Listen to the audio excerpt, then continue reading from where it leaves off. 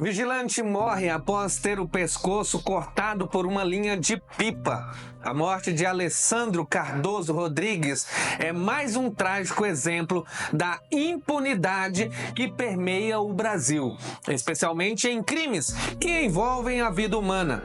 Alessandro, um jovem de apenas 29 anos, perdeu a vida de maneira absurda, atingido no pescoço por uma linha de pipa, enquanto ele realizava as atividades diárias dele. Sua morte não é um acidente isolado.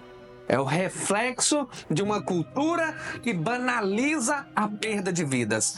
Tratando tragédias como essa como corriqueiras, meros acidentes sem intenção. O Brasil é um país onde crimes contra a vida muitas vezes são desvalorizados. E a ausência de punições severas apenas reforça essa realidade. No caso de Alessandro, a lei estadual lá do estado do Pará proíbe o uso de linhas cortantes como o cerol. Mas mesmo diante da proibição, a prática continua. O responsável pela morte dele ainda não foi identificado. E mesmo que o seja, há dúvidas se será efetivamente punido.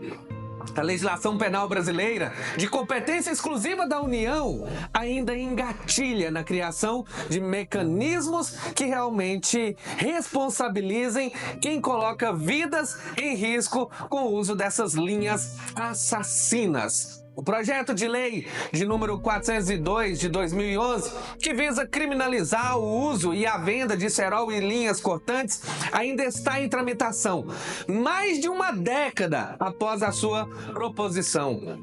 A morosidade na tramitação de leis que poderiam salvar a vida é inaceitável e reflete um descompasso entre as necessidades da população e a eficiência legislativa. Enquanto isso, vidas como a de Alessandro continuam sendo ceifadas pela irresponsabilidade alheia, pela falta de fiscalização e principalmente pela omissão do Estado em garantir que quem mata, mesmo que sem intenção, seja punido com o rigor necessário. É preciso urgentemente romper com a cultura da impunidade que caracteriza o Brasil. A vida humana, ela deve ser inegociável.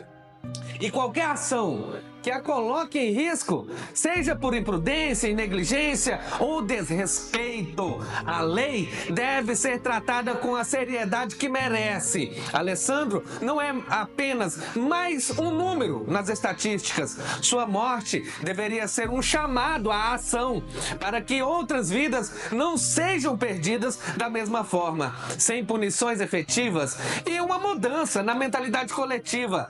Continuaremos a ser reféns de uma sociedade onde o valor da vida humana é relativizado?